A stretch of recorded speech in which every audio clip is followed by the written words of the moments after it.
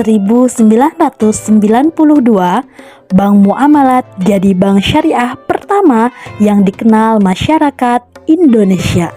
Sejak itu, barulah bermunculan bank syariah lain dan diikuti bersama munculnya berbagai produk keuangan yang berembel syariah.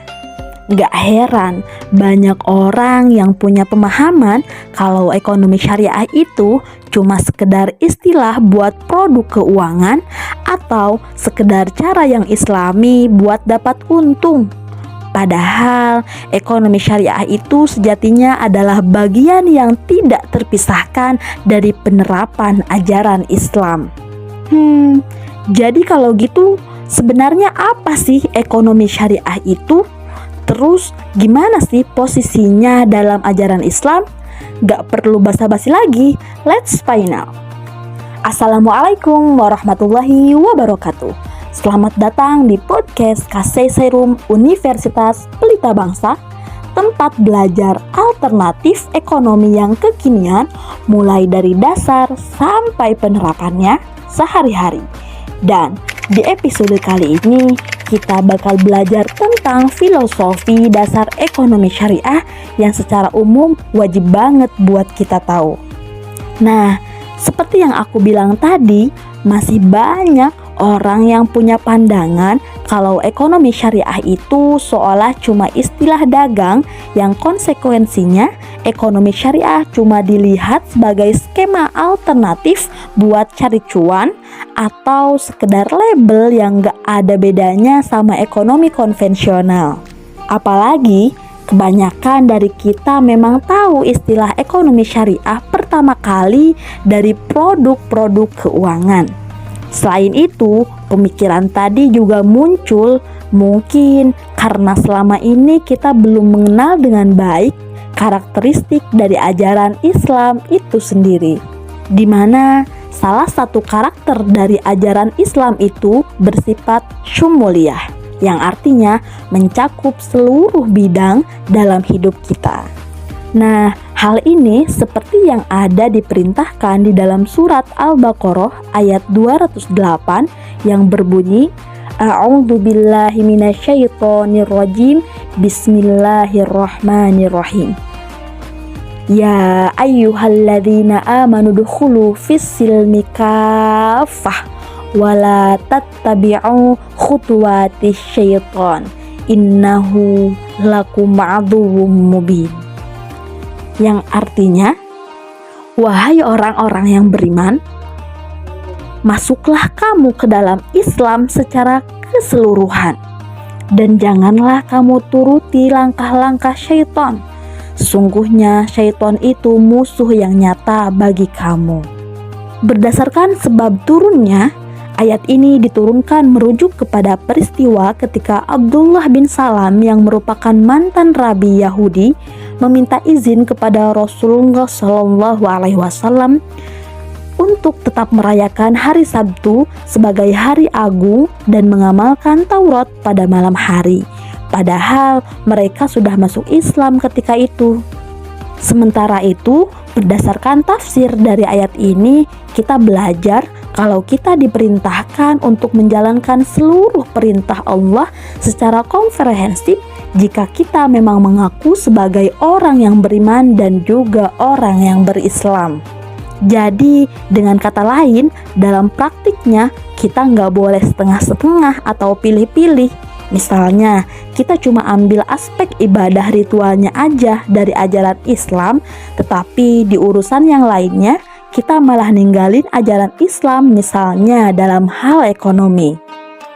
Selain itu, menurut para ulama, ajaran Islam bukan cuma berisi tentang akidah atau keyakinan akan keesaan kepada Allah Subhanahu wa Ta'ala, tetapi juga termasuk akhlak atau tingkah laku dan juga syariah.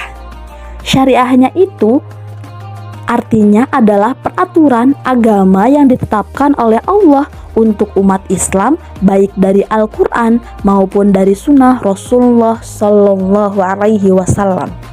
Dan penerapan aturan syariah ini bukan cuma tentang ibadah ritual langsung kepada Allah Subhanahu wa Ta'ala atau disebut ibadah mahdhoh seperti sholat, puasa, zakat, kurban, dan sebagainya, tetapi juga ibadah dalam bentuk interaksi sesama manusia atau muamalah yang di dalamnya termasuk kegiatan ekonomi.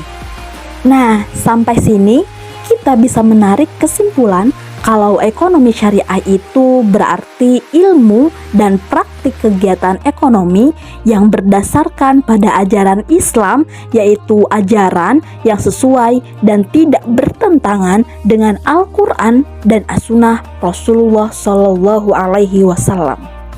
Nah, terus sadar nggak kalau rata-rata waktu kita itu lebih banyak dipakai buat kegiatan muamalah daripada ibadah mahdhoh? Ini artinya memang praktik penerapan agama itu justru lebih banyak bakal kita terapin pada kegiatan sosial ekonomi dibandingkan ibadah yang sifatnya ritual.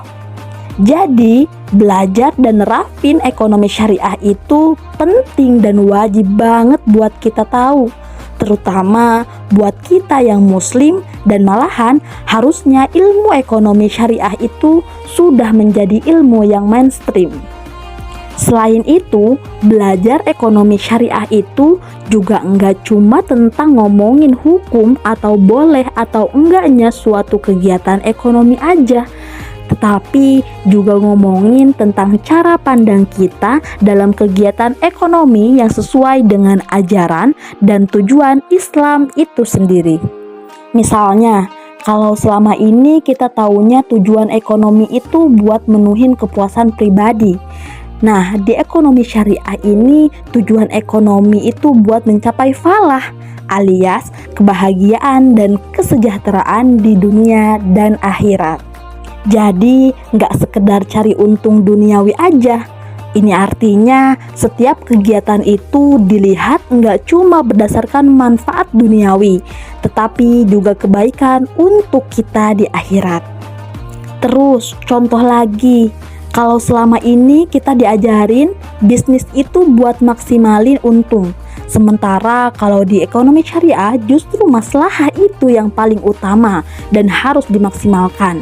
Nah, justru dengan cara pandang kayak gini itu bakal hindarin kita buat halalin segala cara membuat dapat untung tanpa merhatiin dampak buruknya buat orang lain maupun lingkungan. Jadi masih banyak hal-hal yang dasar yang ngebedain cara pandang ekonomi yang biasa kita tahu sama ekonomi syariah. Ya, gak bakal cukup kalau kita rangkum semua di episode kali ini. Jadi sebenarnya kalau kalian punya motivasi buat belajar ekonomi syariah karena pengen tahu cara bisnis atau pengen tahu investasi, itu sah-sah aja sih sebenarnya, karena itu juga masih jadi bagian dari ekonomi syariah juga.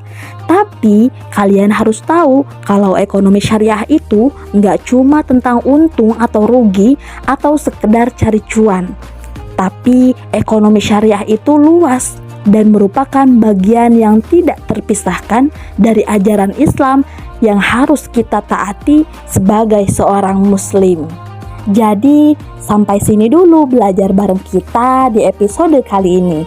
Semoga kita bisa sama-sama dapat hikmah dan manfaatnya. Mohon maaf jika masih banyak salah-salah kata dan kekurangan. Pantengin terus podcast lainnya dari kami, Kasei Serum Universitas Pelita Bangsa. Karena belajar di Serum itu, kita sama-sama tahu. Wassalamualaikum warahmatullahi wabarakatuh. Ekonom Robani bisa.